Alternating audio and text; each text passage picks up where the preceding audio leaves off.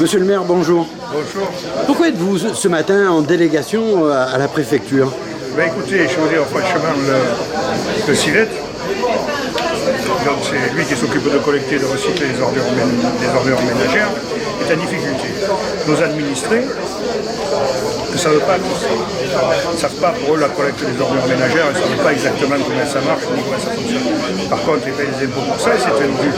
Il est inacceptable que nous ne puissions pas, dans notre département, c'est que nous ayons un risque de ne plus pouvoir collecter les ordures ménagères. Ça ne s'envisage même pas. Donc je pense qu'il est du devoir des maires de soutenir le président du CIVET dans sa démarche, qui est une démarche civique, une démarche responsable, et qui plus est une démarche écologique. Parce qu'il faut savoir quand même que nos communes passent petit à petit en tri sélectif. Moi, je n'ai plus qu'un seul ramassage par semaine du fermenticible, un seul ramassage par semaine des ordures, enfin des emballages. Ce qui fait qu'on a multiplié par 3 le tonnage des emballages. Donc on est dans une démarche vertueuse, on est dans une démarche physique, on est dans une démarche écologique, et il est inacceptable qu'on ne soit pas soutenu. Alors, depuis la fermeture du balançant, oui, qui est arrivé du jour au lendemain. Vos ordures, enfin, c'était une négociation de plus de 20 ans quand même. Une négociation de plus de 20 ans, mais on était toujours en négociation. André Gueule vous le dira mieux que moi. Et c'est une décision d'un juge. Ouais. Donc, la décharge du balançant ferme. Ouais. Depuis la fermeture du balançant, où vont vos ordures ménagères? Une partie, c'était la plus grande.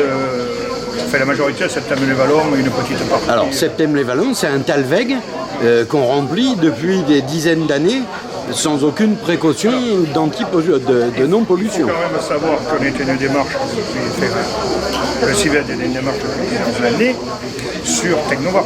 Ouais. C'est-à-dire une usine de décinération des déchets. Donc, le temps administratif est très très long. Quelque chose qui vous pendant un an, ça me prend 5 ou 6 dans l'administratif. Oui, surtout que cette solution-là devait être inscrite au PLU, ce qui n'a pas été fait. Ça, le PLU de Brignoles, je n'en parlerai pas, trop demander à vraiment. Ouais. Mais c'est en cours. Donc on admet qu'en 2024... Vous avez bon espoir que ça se fasse 2024, à terme. 2024. 2024. C'est-à-dire après les élections, en fait. Oui, mais là, on y est pour rien. Hein. Oui, et puis il y a des élections tous les ans. Alors, et vous, cette solution-là, vous paraît la solution la plus stable? C'est une solution qui est stable, c'est une solution qui est écologique, qui est fonctionnelle, c'est à côté. Vous avez vu le prix du montant à la tonne, si on part de Septem-les-Vallons, 50 centimes par kilomètre et par tonne. Mais pourquoi les envoyer dans les Bouches-du-Rhône, alors que dans le Var, on a une usine d'incinération qui vient d'augmenter sa capacité? Et si nos informations sont bonnes, ils ont un vide de four de 40 000 tonnes. Je ne sais pas, là il faut demander à Gueule. D'accord.